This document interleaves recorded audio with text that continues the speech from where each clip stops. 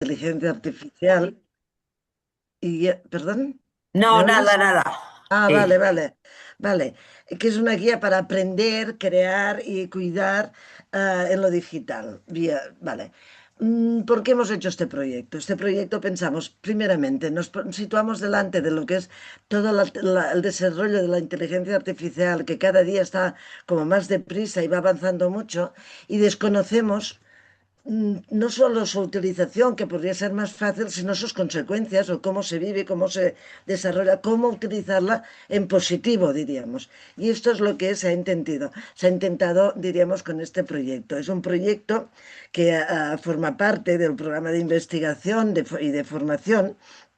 Se ha desarrollado en este marco, diríamos, de desarrollo para jóvenes y bueno, y que lo han realizado, o sea, toda una serie de profesorado ha estado permanentemente con alumnos trabajando todo este tema, para que fuera no solo una cuestión teórica, sino una cuestión realmente vivida y trabajada por los alumnos. Pero aquí entre nosotras tenemos hoy a Lara Romero, Guerrero, que es una pedagoga, que es docente, ilustradora y, bueno, ha trabajado mucho y sobre todo ha sido la persona que nos ha ayudado a encontrar mucho profesorado para que trabajara en todo ello. O sea, ha hecho una labor, diríamos, de apoyo muy importante. Se trata hoy, pues, entre todas, pero bueno, en la medida, diríamos, de lo que hemos ido haciendo, pues a ver cómo vamos, diríamos, conociendo más todo este proyecto. Creo que es importantísimo el hecho de que no sea una cuestión solo teórica, sino de que realmente se ha entrado en los institutos, se ha entrado en las aulas, se ha entrado con los chicos y las chicas y se ha trabajado y con el profesorado también, porque claro, damos por supuesto que los profesores lo saben todo y también necesitan herramientas, diríamos, para poder desarrollar mucho más todas bueno, esta inteligencia artificial que está cada día más en aumento, pero que de hecho, de momento solo forma parte del conocimiento de grandes expertos. Y lo que hemos pretendido con este proyecto es precisamente que llegara a manos, diríamos, de la población y en este sentido, pues ha llegado, diríamos, desde la mano de los profesores, primeros profesores y después a los alumnos. Es una subvención que hemos recibido, gracias al Ministerio de Derechos Sociales, Consumo y Agenda 2030, que son precisamente por programas con cargo a la asignación tributaria del impuesto sobre la renta de las personas físicas y del impuesto sobre sociedades. O sea que ha sido, bueno, hemos tenido la gran ayuda económica, diríamos, de lo que nosotros fácilmente ya decimos del IRPF, pero que es del Ministerio, evidentemente, que nos ha dado la posibilidad, diríamos, de hacer este proyecto. Yo creo que bueno, si no se acaba si pensáis que no me he explicado mucho, podemos ir preguntando, pero si no, también tenemos a Teresa Nevado y a Lara, a Romero, que nos irán contando muchas más cosas. Buenas tardes y muchas gracias por participar. Porque lo que es importante es precisamente que esto lo vayamos divulgando. O sea, que no nos lo quedemos, diríamos, como un trabajo hecho, realizado y muy bien, sino que trascienda a la comunidad. Muchas gracias. Bueno, antes de darle la palabra a Lara, no tengo yo, Teresa Nevado, nada en absoluto que añadir, porque la autora del documento es Lara y yo creo que es la que lo va a explicar perfectamente. Y Lara aúna dos cosas muy importantes, como ha dicho Rosa, que es pedagoga y que enseña inteligencia artificial en un colegio, en Madrid, en el Colegio IDEO. O sea que tiene la práctica muy asentada de enseñar inteligencia artificial. De verdad que yo creo que, ahora que le doy la palabra a ella, os va a contar, está pensado como una metodología para chavales de, quiero recordar, y si no que me corrija Lara, de segundo de eso, o sea, digamos esas edades, 12 años y tal. Creo que es un documento muy interesante que debería servir de apoyatura, en mi modesta opinión, para los recorridos educativos en cualesquiera de las comunidades autónomas y nos alegramos de tener gente de la Comunidad de Madrid, que estoy viendo aquí, que puede verlo y luego le haríamos una presentación más detallada y más en privado. Pero sin más, Lara, que es la autora, tiene la palabra. Muy Muchas bien. gracias, buenas tardes. Bueno, ya me habéis presentado, así que voy a empezar contando algo que no aparece en las bios que tengo ni en los currículos. Pues que es cierto que he estudiado pedagogía, pero la verdad es que nunca quise ser profesora, aunque actualmente lo disfruto muchísimo y estoy totalmente enamorada de la etapa de la adolescencia. Con los años he seguido formándome y quizás por eso tengo muchas más etiquetas, como han dicho, de ilustradora, por ejemplo. Pero ante todo, soy una persona que lleva muchos años observando cómo aprendemos en todas las etapas de nuestra vida, porque he trabajado desde la primera infancia hasta con personas mayores, formando al profesorado. Verdad que en Escuela IDEO soy tutora de segundo de la ESO, imparto la materia de tecnología y digitalización. También la he impartido en tercero y en cuarto de la ESO y en bachillerato estoy impartiendo ahora mismo psicología y coordino el área de CAS del Bachillerato Internacional, que es un espacio de creatividad y de compromiso.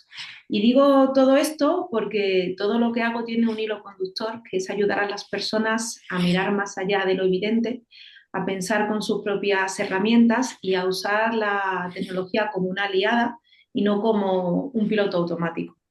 Durante estos años, que son ya 20 años casi la docencia, pues he visto a alumnos estar orgullosos del trabajo que han hecho y maravillados por utilizar algunas herramientas digitales, pero a la misma vez también he visto a gente que se ha escondido detrás de un chat y a quedarse bloqueado por miedo a equivocarse o a no hacer suficientes frente a una máquina. Este contraste yo creo que fue la chispa para el libro, sobre todo a partir de hablar con alumnados de segundo de bachillerato sobre lo que ellos pensaban de lo que era la inteligencia artificial, cómo la veían en su futuro más cercano, tanto en los estudios en la universidad como después de manera laboral, y cómo veían el trabajo que estábamos haciendo los docentes por primera vez con esta tecnología. Entonces me di cuenta de que o acompañamos a los jóvenes a entender cómo funciona la IA o la IA va a terminar decidiendo demasiadas cosas por ellos y creo que nadie quiere eso ni como docente ni como ciudadana. Por eso esto no es un manual técnico donde se trate de enseñar la IA a cada uno de los botones, sino más allá es un manual humano, está escrito desde una experiencia real de aula, desde la pedagogía y sobre todo desde un enfoque crítico. Por eso la guía se llama Aprender, Crear y Cuidarnos en la parte digital y ojalá esta conversación pues os ayude como a mí me ha estado ayudando el poder escribirla y trabajarla con el alumnado. A partir de todas estas experiencias que he ido viviendo y más en los últimos años, pues siempre se ha hablado de que hay que educar al alumnado para el futuro. Y yo siempre he dicho que hay que educarlos para el presente. Pues la IA yo creo que ha terminado dándome un poco la razón, porque la IA no es el futuro, es el presente. Y en educación además siempre tenemos la sensación de que llegamos tarde a todo y tenemos que ser conscientes de cómo está influyendo la inteligencia artificial en cómo aprenden, cómo se relacionan, cómo se perciben nuestros jóvenes y muchas veces sin que ellos lo sepan. La adolescencia, como sabéis, es un momento de búsqueda de identidad, de construcción de mirada, de ensayo y de error. Y de repente todos estos chicos y chicas están creciendo en un entorno donde los algoritmos deciden qué ven, qué escuchan, qué creen que es normal y lo más preocupante, lo deciden sin ellos darse cuenta. Por eso este libro nace como una guía muy práctica, muy pedagógica y para acompañar tanto al alumnado como a docentes. No hemos buscado que memoricen conceptos técnicos, ni que sobre todo lo que queremos es que entiendan qué pasa detrás de las pantallas, que pueden hacerse preguntas, que distingan cuando están utilizando la inteligencia artificial y cuando la inteligencia artificial la está utilizando a ellos. Es cierto que aunque este manual está pensado para la etapa de secundaria, pero también se puede acercar cualquier persona adulta que quiera entender un poco el ecosistema sin miedo y sobre todo sin tecnicismos. Cada módulo aborda una dimensión clave, están divididos en conocimiento, ética, seguridad, estereotipos, futuro profesional, pero siempre con ejemplos muy reales y muy prácticos y un enfoque humanista. Hoy tengo la oportunidad, sobre todo, de recorrer estos módulos con vosotros, no para explicarlos como una lista de contenidos, sino para compartir por qué son necesarios cada uno de estos módulos en el libro y a formar a ciudadanos conscientes. porque al final la IA no es el tema central del libro, sino que el tema central somos nosotros, cómo pensamos, cómo decidimos, cómo nos cuidamos con la tecnología y cómo acompañamos a la juventud en un mundo donde la tecnología ya no es una elección. Si quieres, Camila, y quieres poner la presentación, estamos en el módulo 1, ¿vale? Si no, no te preocupes, porque es la presentación lo que se ven son como las ideas generales. El libro está dividido en diferentes módulos. Empezaríamos ahora con el módulo 1 y es el conocimiento y uso de la IA. Sería la tercera página.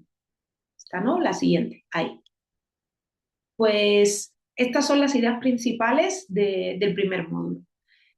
Quizás el primer módulo es el que más sorprende al alumnado, porque les hace darse cuenta de lo esencial, que la IA ya está en su día a día antes de que ellos se hayan dado cuenta, aunque no lo identifiquen como tal. Para muchos chicos y chicas, la inteligencia artificial sigue siendo algo que imaginan como un robot o una película futurista. Pero cuando les preguntas quién decide qué vídeos ven en TikTok o por qué su móvil reconoce su cara o cómo sabe Google Maps que hay tráfico, empiezan a entenderlo. Mi objetivo aquí en este módulo sobre todo es que no es que sepan una definición académica de lo que es la IA, sino que puedan reconocerla, que entiendan que un microondas no es inteligencia artificial, pero un filtro que te cambia la cara sí, que comprendan que hay tecnologías automáticas y tecnologías que aprenden de los datos y que esos datos los introducimos las personas. Y cuando entienden esto, dejan de ser personas pasivas, empiezan a preguntarse quién está tomando las decisiones por mí. Y esta pregunta al final es el inicio del pensamiento crítico. El módulo también explica de forma muy sencilla cómo aprende la IA. No queremos que aprendan matemáticas ni programación con este módulo, sino que puedan visualizar patrones de muchos datos y que vean que aprenden como las personas y que algunas veces también aprendemos cosas correctas y otras incorrectas. Les explico que si, por ejemplo, la IA ve siempre fotos de ingenieros hombres, puede acabar pensando que los ingenieros son hombres. Y eso hace que el alumnado entienda por qué hablamos también de sesgos, de diversidad o de responsabilidad. Esta parte es fundamental. El alumnado ya usa inteligencia artificial, pero lo hace como un buscador, que es un error, o lo hace como un atajo. Y mi propuesta es enseñarle a usarla no para sustituir su pensamiento, sino sobre todo para enriquecerlo.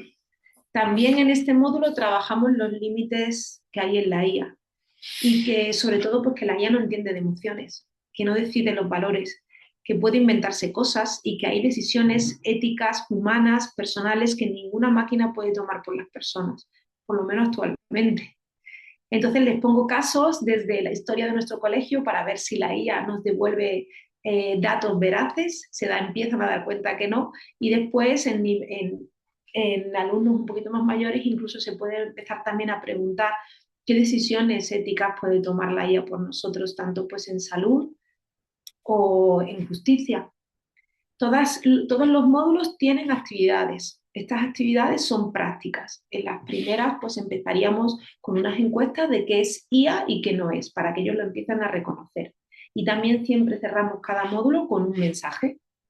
En el primer módulo, lo que se quiere sobre todo es entender la IA para poder usarla bien, con criterio y con libertad.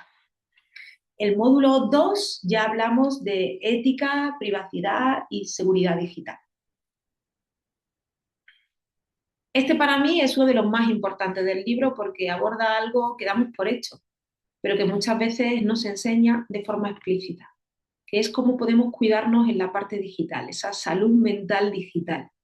Cuando pregunto al alumnado cuántas cosas publican o cuántas cosas buscan cada día, nadie lo tiene muy claro. Pero cuando les pregunto cuántas cosas quieren que queden guardadas para siempre, ahí ya me empiezan a poner caras y ya se empiezan a preguntar cosas.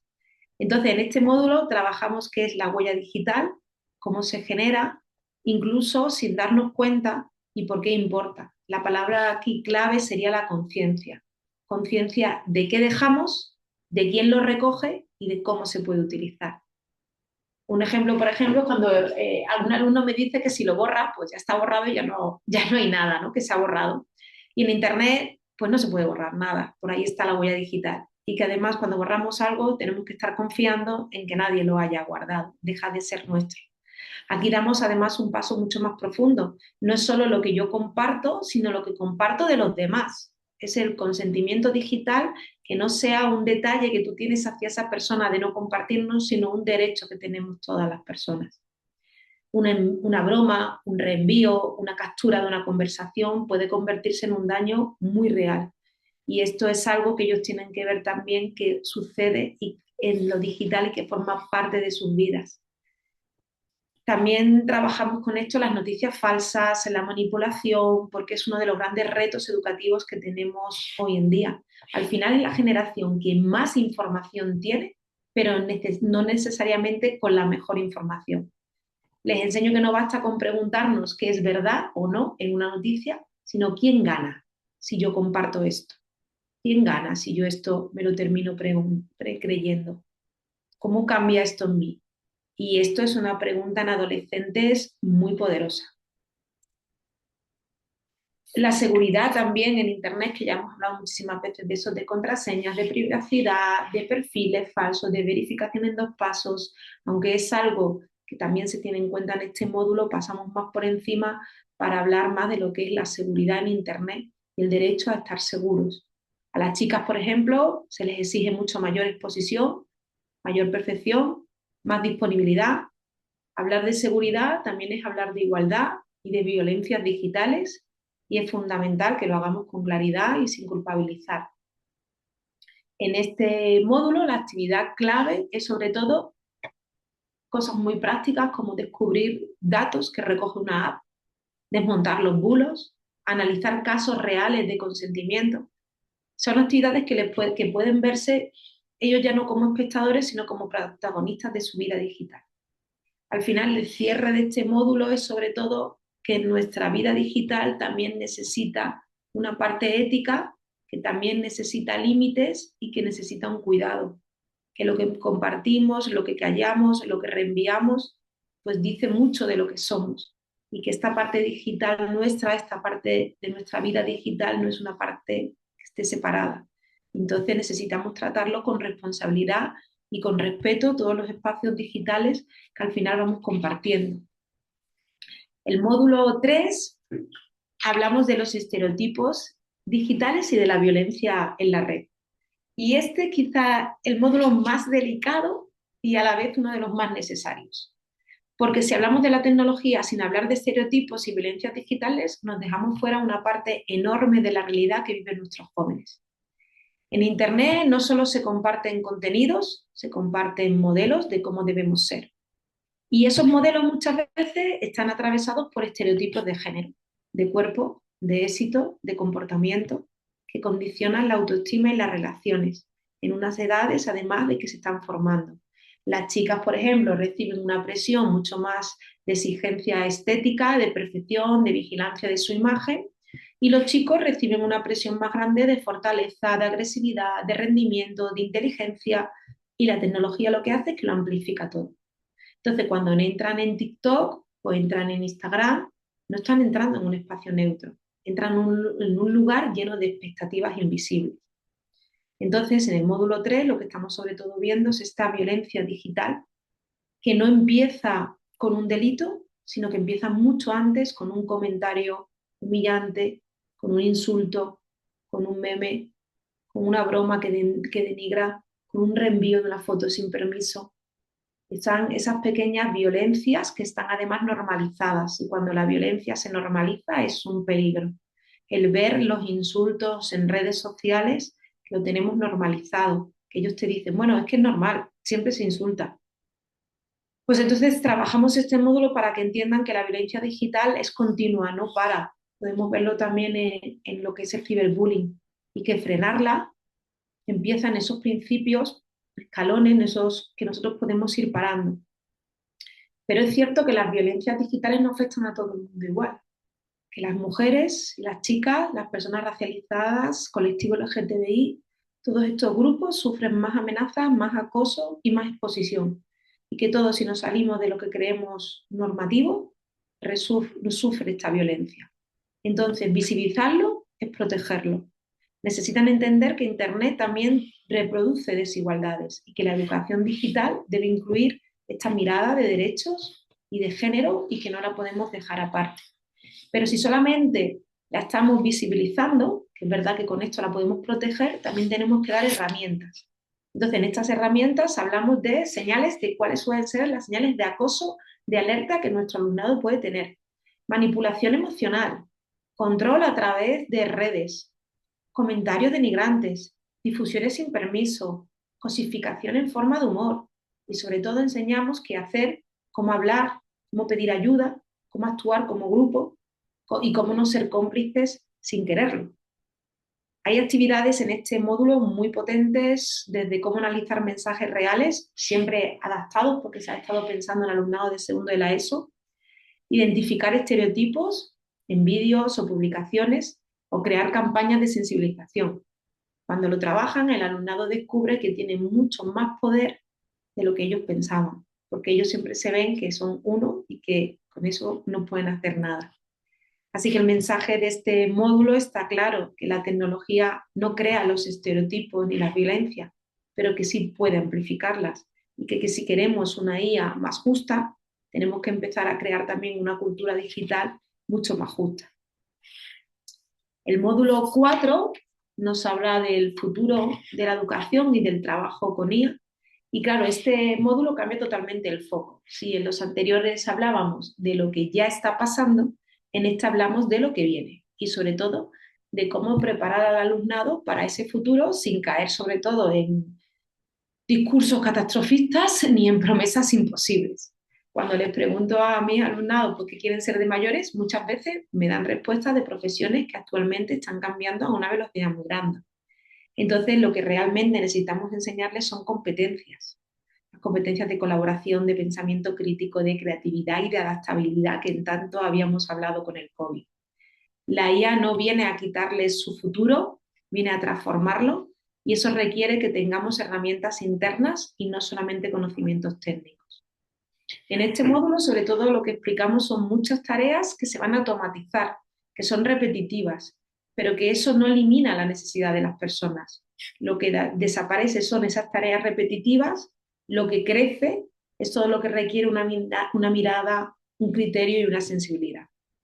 El alumnado necesita esas competencias que ya trabajábamos en educación y que veníamos haciéndolo, pero que ahora quizás son más importantes, porque estas competencias no las tiene ninguna máquina y son las que van a marcar la diferencia. Es decir, la capacidad de pensamiento crítico, de creatividad, de ética, de responsabilidad, de una comunicación clara, de esa parte de gestión emocional, de capacidad de aprendizaje continuo, es la que nos hace la diferencia con en sí una máquina. El profesorado en este módulo, que se puede sentir también como que necesita ser experto en inteligencia artificial, o en otros casos que he estado dando formación, que necesita ser experto en cualquier herramienta, sería inviable que estemos siempre siendo expertos en la última herramienta que salga. Nosotros necesitamos ser guía para acompañar, que se dice también muchísimas veces, pero sobre todo la IA nos ha puesto en una situación bastante comprometida, que es empezar a diseñar experiencias de aprendizaje significativas. Y la IA puede dar información, pero no puede dar sentido. Y eso sigue siendo profundamente humano. Este módulo además invita al profesorado a no tener miedo, a no decir de no utilizar la IA, sino más bien acercarnos a cómo utilizarla con ellos y a incorporar estas herramientas de forma responsable, no pasar de utilizar los ordenadores a cerrarlos para solamente ahora utilizar el papel. Estamos perdiendo una herramienta muy potente por miedo, básicamente a no saber crear estas experiencias significativas de aprendizaje. Entonces, la clave de este módulo, sobre todo, es perder el miedo, incorporar estas herramientas de una manera mucho más responsables y confiando en el crecimiento del alumnado. El módulo 5 nos metemos en la identidad y las relaciones en la era digital.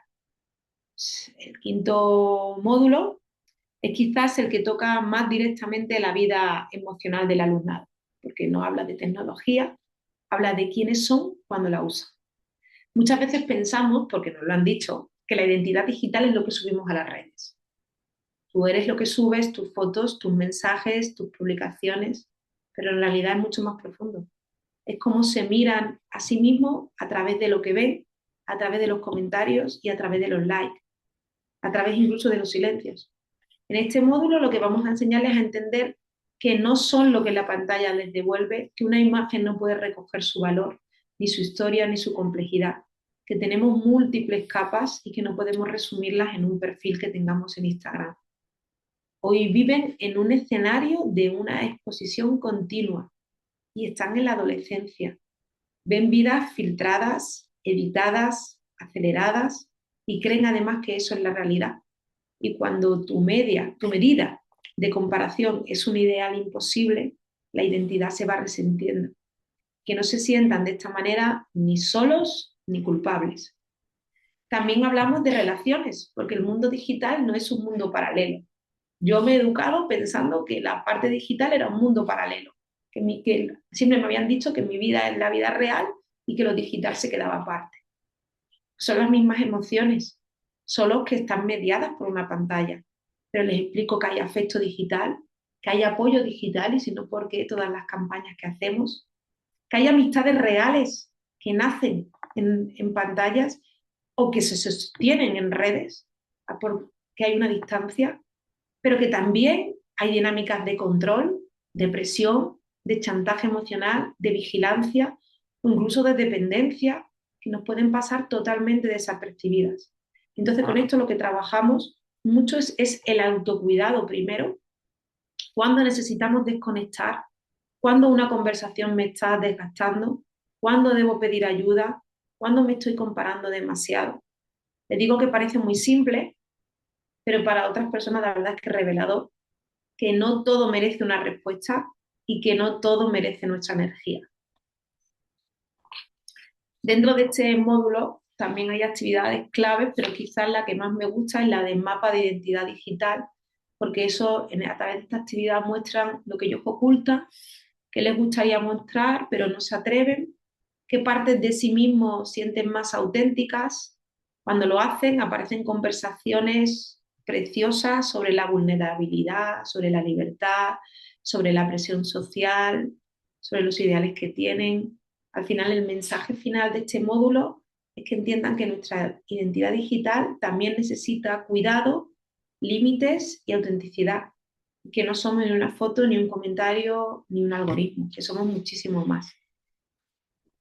Y bueno, pasando por todos estos módulos, termino diciendo que la educación no puede delegarse en máquinas, porque educar es mirar, es escuchar, es interpretar, pero sobre todo es acompañar. Y que no olvidemos que la humanidad necesita, y la escuela, que necesita la sociedad y la escuela, la ponen las personas. Y que una máquina no puede poner ese punto de humanidad. Y con esto termino mi presentación del libro.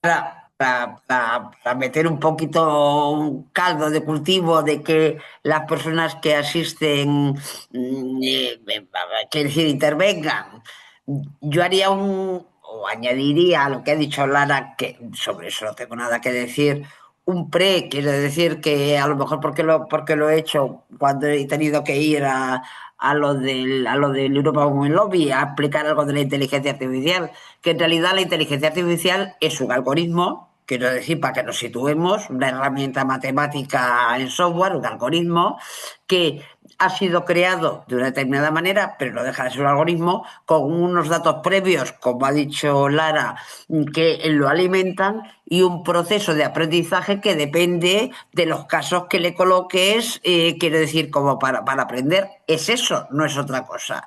No tiene sentido ético, no tiene emociones y lo que saca son conclusiones, nunca decisiones. Saca conclusiones probabilísticas, claro, como ha dicho Lara, si todos los que has visto en el sistema de aprendizaje de la inteligencia artificial son ingenieros varones, pues el mecanismo de inteligencia artificial concluye que no es una decisión, es una conclusión probabilística. Oye, que los ingenieros son todos varones, clave, porque esto es lo que tiene para el aprendizaje, cuando no es cierto. pero cuento este rollo simplemente para quitarle, para desmitificar un poco. Eso lo he aprendido de Lara, no creéis que es mío. Quiere decir, para desmitificar el asunto. Es un algoritmo matemático que se ha creado con una serie de datos y que aprende con una serie de elementos que se le dan. Si el algoritmo está mal, si los datos usados están mal, o si el aprendizaje está mal, las conclusiones que te saca, nunca decisiones, pueden ser equivocadas, incluso podrían ser falsas. Eh, podrían ser falsas, porque claro, yo qué sé, podrían ser totalmente falsas, para desmitificar. No, Y, claro, no, claro. y luego, claro, es una herramienta muy útil, obviamente, pero vamos, yo con esto me callo porque creo que lo mejor es que los demás hagan preguntas sobre dudas que tengan. Bueno, si alguien quisiera hacer alguna pregunta o comentario, yo mientras, si alguien, la gente se anima, les quiero comentar que esto ya se encuentra disponible en la página de nuestro sitio web, que es lobbyeuropeo.com, y tienen acceso ahí a el manual educativo para su descarga gratuita para que se pueda difundir y se pueda acceder de la manera más fácil. De hecho, voy a ver si puedo compartir esta pantalla y enseñarles cómo pueden descargar el archivo que se encuentra, vamos, en la primera presentación que hay en la web. No sé si alguien quisiera eh, hacer algún comentario o pregunta mientras. Pero no, no sale nada aún, Camila. No. No, Lo yo, estoy Lara, quería buscando. felicitarte porque pienso que es un muy buen trabajo el que has hecho. Y he aprendido cosas, que esto también es importante, porque si no puede ser un rollo.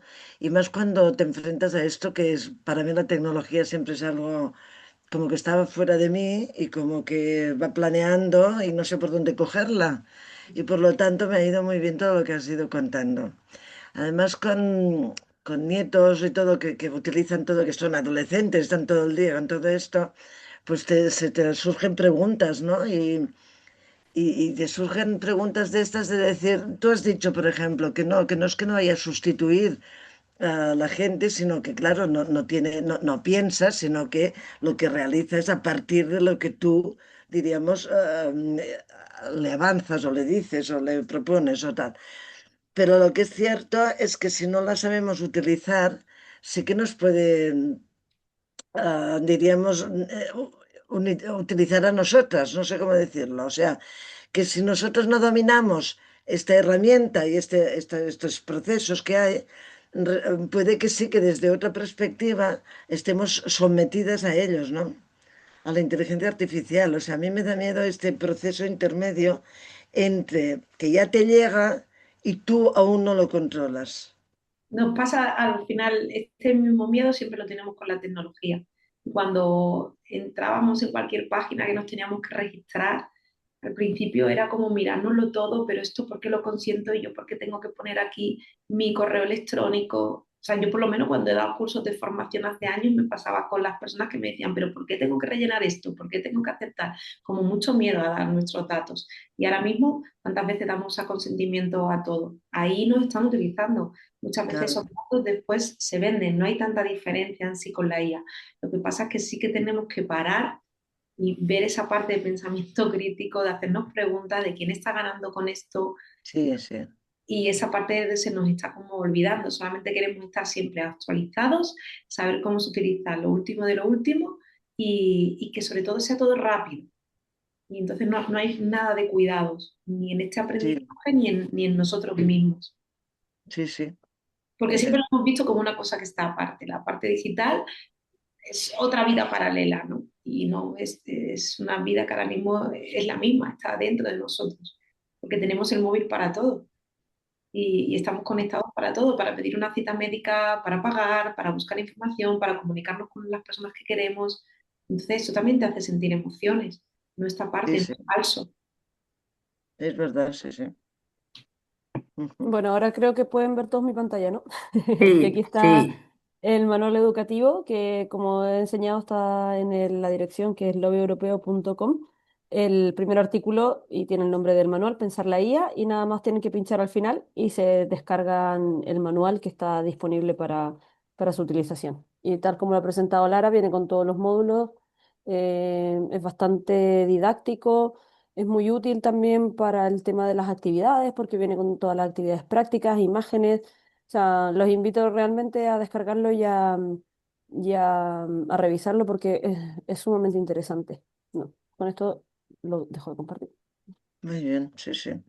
Mira, Juan Carlos nos hace una pregunta a través del chat que nos dice que más allá de la brecha digital de acceso, que no puede entrar con audio. Entonces dice, más allá de la brecha digital de acceso, parece que nos dirigimos a una brecha de uso. Corremos el riesgo de crear un sistema educativo de dos velocidades, uno para quienes aprenden a domar y cuestionar la IA y otro para quienes simplemente aprenden a obedecer o consumirla.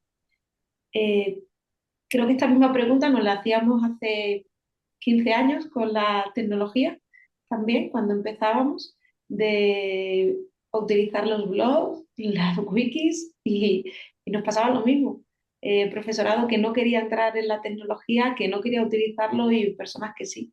Y siempre estamos en esta brecha. Yo lo que me estoy encontrando ahora es sobre todo en la docencia el miedo a utilizar la IA. Entonces, a pasar al papel. Como no sé utilizar la IA, como no sé cómo plantear actividades para que mi alumnado, utilizando el ordenador, no utilice la IA como un copiar y pegar o como un buscador, pues dejo de utilizar los ordenadores. Entonces volvemos al papel. Entonces Muy tenemos bien. una herramienta muy potente que estamos perdiendo por no dedicar ese tiempo a una mirada más crítica y cómo podemos montar una actividad donde la IA no les dé una respuesta directamente, sino que ellos sepan utilizarla. Yo me encuentro con alumnos de segundo de bachillerato que empiezo a enseñarles cómo utilizar un prompt, cuando a lo mejor, pero que doy psicología, que no es dándole tecnología, sino que les digo, venga, ¿vais a utilizar ChatGPT? Pues, ¿cómo se lo vais a preguntar? Y entonces a lo mejor copian directamente la pregunta que yo les he puesto y digo, no es un buscador, no te lo va a hacer así. Tienes que decir quién eres, cómo quieres que actúe, en qué contexto, definirle el tono que quieres que te dé. Entonces me centro con ellos a enseñarles cómo utilizarlo. No que Claro. hagan la pregunta, copien y peguen y lo envíen. Pero creo que esta duda de si corremos el riesgo de crear un sistema a dos velocidades, pues igual que la brecha digital de acceso. La tecnología al final nos hace esa brecha. Incluso también la estamos viendo con todo el tema de que todo sea digital, personas mayores que no tienen ese dominio a lo mejor del móvil y al final para pedir una cita médica lo tienes que hacer a través del móvil. Y Sí, si, sí. y si no estás fuera. Muy bien, sí. A ver, más preguntas. A lo mejor te lo he explicado todo muy bien. A mí me Siempre lo explico. gustaría saber si cómo manejas tú Hola.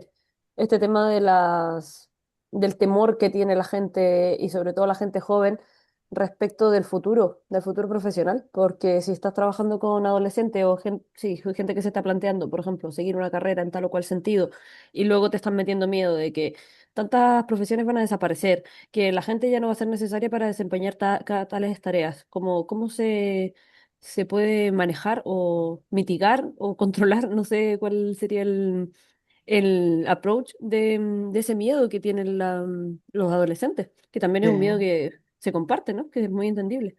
Claro, o sea, lo tienen muy diferente según las edades en las que estén. Cuando están en segundo de la ESO, que es el que soy tutora, ahí no hay un miedo, porque la tecnología eh, y en este caso la IA vaya a quitarles nada ni a transformarles nada. No hay planteamiento de ese todavía. O sea, yo quiero ser esto y no me planteo nada.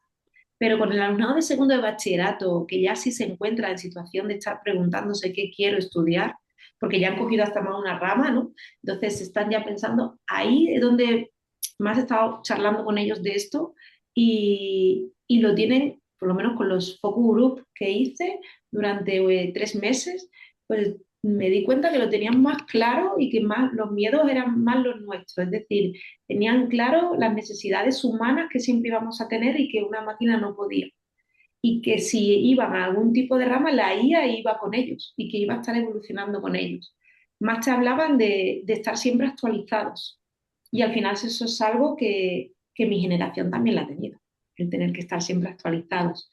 Entonces, igual hay muchos conceptos e imaginarios colectivos que tenemos que vamos transmitiendo esos miedos de unos tipos de trabajos que ya tenían nuestros padres o nuestros abuelos, que es muy diferente al que hay actualmente. Mm, sí.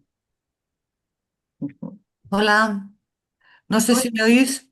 Sí, Sí, Sí, gracias. Es que soy muy inexperta yo en esto del manejo de redes. A lo mejor me perdonáis si es una simpleza lo que voy a decir, pero yo creo que esto no es una cuestión de miedo, aunque lo tengamos. No es una cuestión de miedo porque al campo no se le pueden poner puertas. Yo no tengo ni idea de lo que históricamente supuso la extensión de la lectoescritura, o sea, la alfabetización masiva por fin de la población y la aparición de la imprenta, pero seguro que hubo gente que diría, qué catástrofe, ahora todo el mundo va a poder opinar, vamos a, yo qué sé. Me imagino que sería seguramente bastante catastrófico. Entonces, yo no creo que es una cuestión, o sea, que da igual que tengamos miedo o no, que es, es el presente y va a quedarse, y que lo fundamental, por eso agradezco muchísimo tu trabajo, ¿no? Es lo de aprender a usarlo correctamente. La simpleza esa de que un cuchillo sirve para picar cebolla y para degollar, esto lo sabemos todos. Entonces, el problema son dos. Uno, la metodología de uso, que ya te digo, ahí agradezco muchísimo tu trabajo, y otra cosa que desde ayer me está dando vueltas en la cabeza y que me perdonáis si no es oportuna del todo. Y es esta medida que ha tomado Australia de limitar el acceso a redes de adolescentes menores de 16. Porque claro, por un lado, a usar las cosas se aprende usándolas. Pero si no tienes la madurez suficiente, en el propio aprendizaje del uso podrías hacerte daño. Entonces, esa cuestión de cuánta madurez y cómo es la que a mí me da vueltas. vale. Pues mira, te comento que no sé si sabéis que cuando apareció el libro, los primeros libros, fue súper criticado porque se decía que íbamos a perder la capacidad de memorización. Mm, Entonces, Seguro, ¿ves? siempre, siempre, Seguro. cada vez que hay un avance hay una crítica. Mm. Yo creo que sin eso no podemos avanzar y que el miedo es humano, el miedo a lo desconocido. Y en el caso de los docentes te puedo decir a que se exponga que no soy un buen profesor. Claro. Que en ese momento me estás cuestionando, me siento yo misma cuestionada. Y entonces ahí aparecen muchísimas cosas. Ya podemos llamarle miedos, inseguridades, comodidad, zona de confort, lo que Mm. queramos. Pero aparecen muchísimas preguntas. La metodología siempre es lo más importante y como pedagoga, para mí por lo menos lo es, en cómo llega la información y cómo de accesible, además también para todas las personas. Y por el tema de Australia, me parece que has abierto un melón enorme, súper importante. Estoy dándole vueltas. Pues es muy importante porque las redes sociales ya tenían que no podían entrar el acceso a menores, algunos de 13 años, otros de 14, otros de 16, pero eso no se cumple. Eso ha sido algo que se ha quedado, en nuestro caso por lo menos, en las familias, que sean las familias las que decidan cuándo ese hijo o hija tiene móvil. Cuando tú le das un móvil, le das un acceso a una puerta enorme, que por mucho que quieras limitarla, es muy difícil. Yo creo que está muy demostrado de que redes sociales como Instagram, que tiene un algoritmo muy agresivo, hay un daño a nuestra salud mental brutal. Y más en personitas que se están formando, que Ese están es el formando su problema. autoconcepto. Y a la misma vez están ellos también pensando es, no estoy actualizado, no estoy en el momento. A mí hay familias que me dicen, no, pero si ella utiliza solamente para ver bailes. No, para ver bailes solo no, estará viendo bailes y al final le llegarán muchas más cosas también que te llega ahí como una realidad y que además te hace crear una dependencia porque te está generando dopamina y Mm. vamos de dopamina hasta arriba ahora mismo con tantas redes sociales, por eso están los ayunos de dopamina tan importantes. Entonces, a mí me parece una decisión, por un lado, muy valiente de que un país decida, vamos a poner un punto a esto porque ya hay jóvenes, adolescentes que tienen que ir al psicólogo por adicciones tecnológicas, que se ve la falta de concentración por el uso de dispositivos electrónicos. Entonces, por una parte ha sido muy valiente, pero por otra parte estamos hablando de prohibición. Entonces se puede abrir un debate ahí muy, muy grande, porque incluso, por ejemplo, en las escuelas está prohibido el uso de móviles. En la Comunidad de Madrid tenemos prohibido el uso de móviles. Pero las mismas familias te dicen muchas veces, no, es que necesita el móvil para pagar, para ir en el autobús, es que después está una hora solo. Hay muchas cosas que al final influyen y hay muchas personas que educamos y entre medio están ellos que se nos están olvidando. Sobre todo para mí es que la adolescencia son siempre los olvidados y ahora mismo están en un sitio muy difícil con esto. Yo me imagino mi adolescencia con redes sociales y me parece un mundo. Entonces, creo que yo por lo menos que tengo el acceso directo a ellos, el por lo menos hacerles pensar y que ellos se cuestionen. Yo hice una actividad con ellos, que se lo comenté a Teresa y a Camila un día que estábamos hablando de una reunión, que tenían que buscar, yo les dije a todos, sacamos los móviles. Y yo, pero ¿nos los vas a quitar? Y yo, no, no, sacamos los móviles. Estaría bien. Les digo, quiero que busquéis, algunos los tenían encima, otros en la mochila, otros en las taquillas. Les dije, venga, pues ahora quiero que busquéis en ajustes, cada uno en sus móviles, que busquen las horas de uso.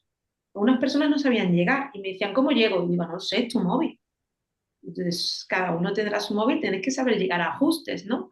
Y a buscar las horas de uso. Algunas personas se asustaron y eso me llamó mucho la atención porque eso me dio pie a hablar con ellos de que no somos conscientes del uso que hacemos, que aunque creamos que no, lo utilizamos mucho más. Ujú. Algunos de ellos me decían, Lara, pero si yo lo que estuve es por la tarde en mi casa, ¿cómo puede ser que me hayan salido 10 horas?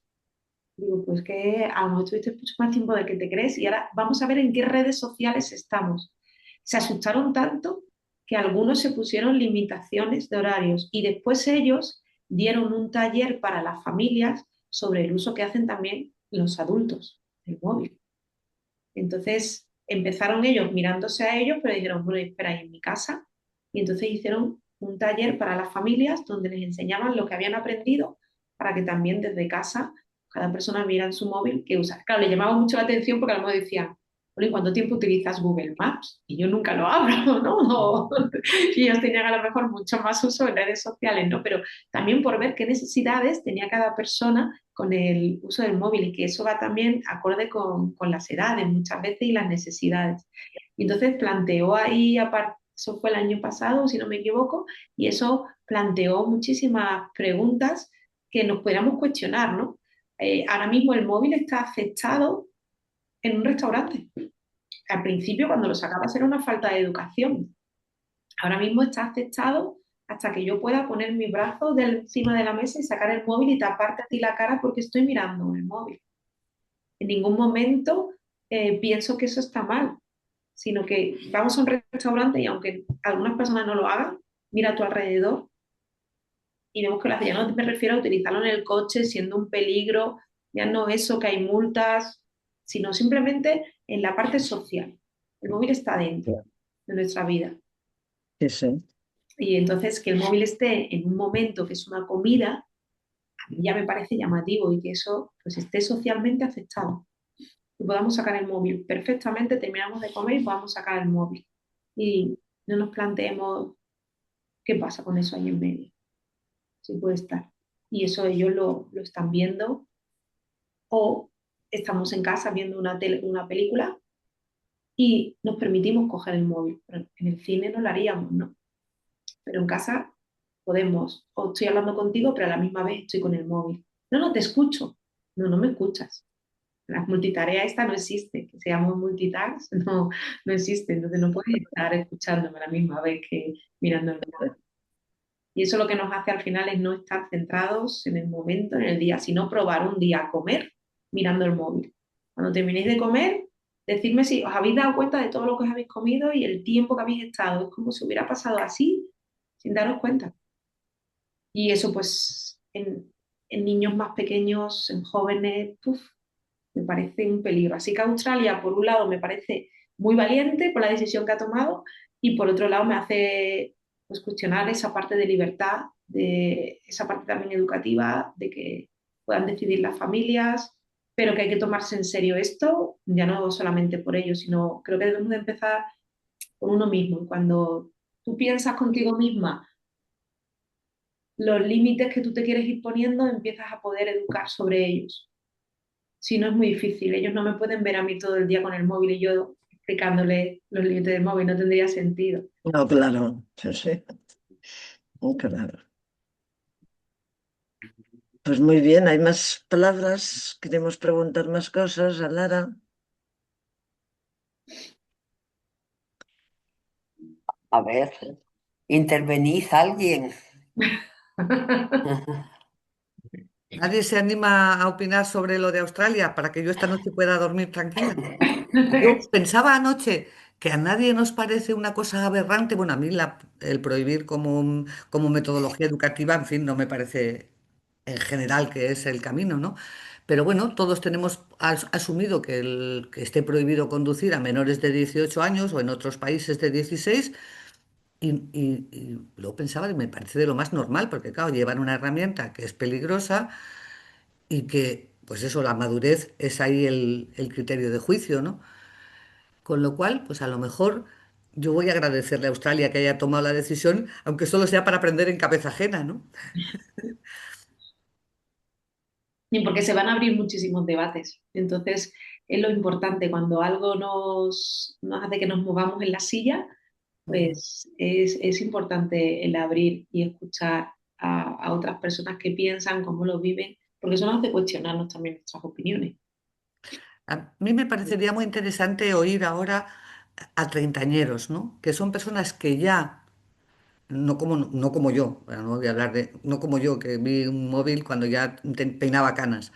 Son gente que ya nació con el asunto del mundo virtual, pero que no es un adolescente de 14 años que todo lo ve de risas y flores, bueno, menos cuando lo acosan o en fin, esas. Pero es decir, que ya tienen, puede ser que tengan experiencia bastante para ver si mi esperanza está en que los usuarios con la experiencia, pues en una generación, lógicamente madurarán y aprenderán a usar esa herramienta como aprendimos a usar los libros sin que nos produjera toxicidad ni nos dejara sin memoria, ¿no? Entonces, como esa es mi esperanza, a ver cuando hay un foro de treintañeros y treintañeras que nos cuenten a ver si empiezan a desear de vez en cuando dejar el móvil, ¿no?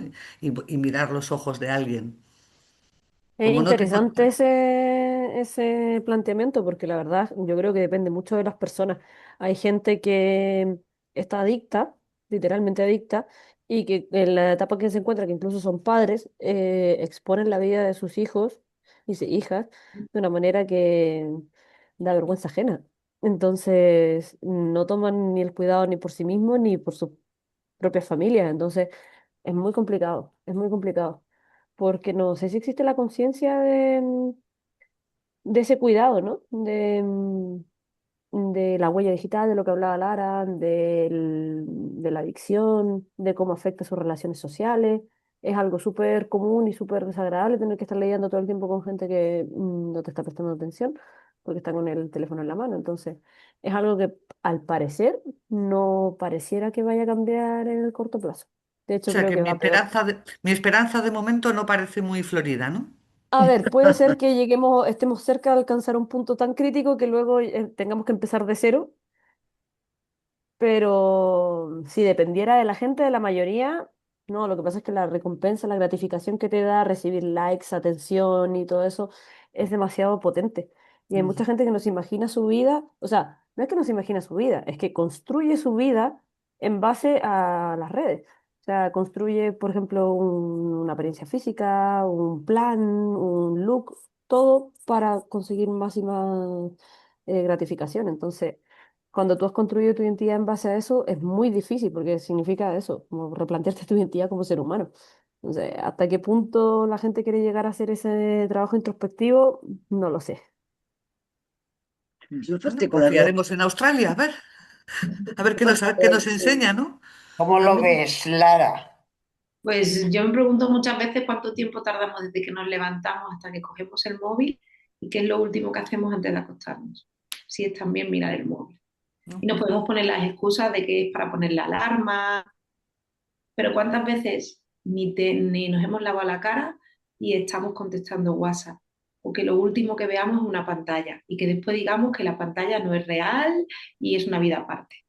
Entonces, como dice Camila, yo creo que estamos en un punto ya muy alto y que evidentemente nos genera una dopamina tan alta, tan alta, tan alta que cada vez queremos más. Por eso están los ayunos de dopamina para poder volver otra vez a ese estado y que al principio pues se pasa mal. Yo lo hago con el alumnado del segundo de bachillerato, todos los años hago un ayuno de dopamina voluntario y lo hacemos durante una semana, en principio es de lunes a viernes y se puede prorrogar hasta domingo. Y vamos viendo cada día cómo se van sintiendo y algunos lo abandonan.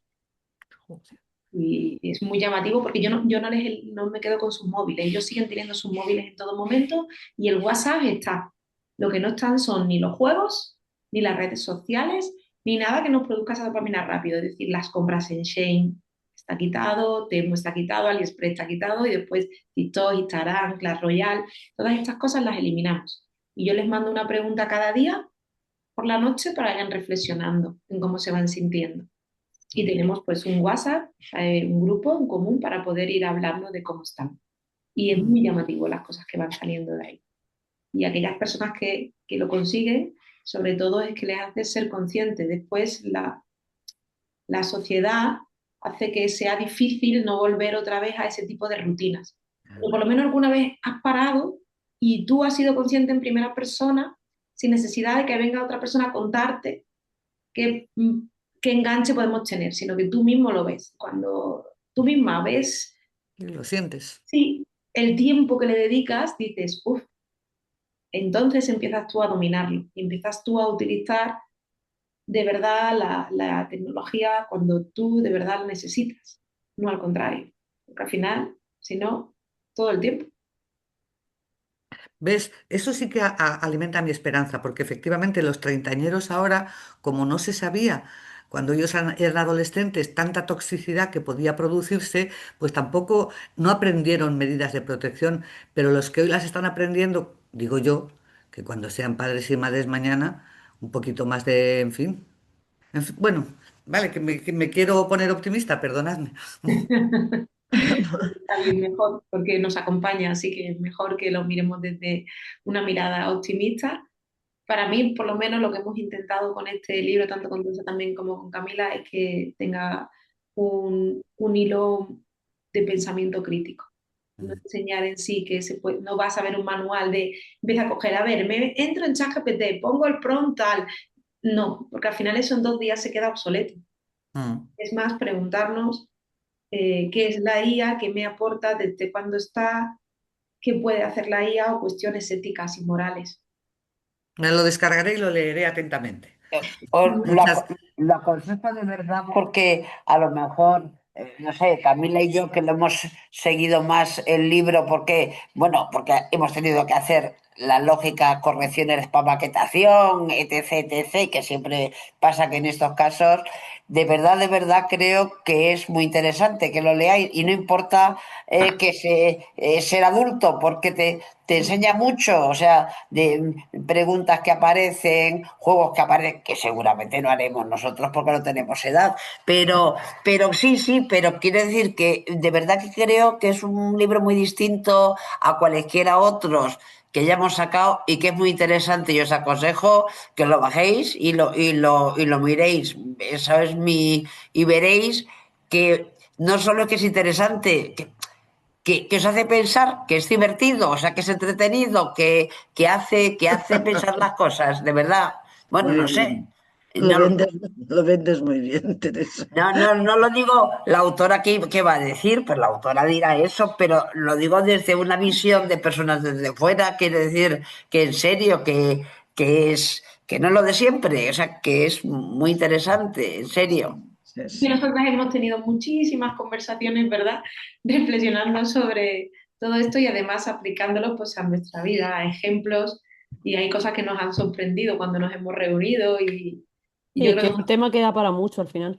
sí, y yo creo que por eso Teresa os lo comenta y nos lo vende con tanto cariño, porque Porque es verdad, Lara, que es verdad que es así. En serio, cualquiera que coja ahora ya sabes que muchas veces sacamos cosas ¿Qué voy a decir yo? Sacamos cosas que luego nadie se lee, pero claro, porque considera que vaya, a es un rollo de que patatín y patatán. Por eso insisto tanto, porque no es las cosas de siempre. Quiero decir que es de otra manera y estoy convencida de que en cuanto lo empiecen a mirar, se van a sentir concernidos, no es la palabra, pero entretenidos, interesados.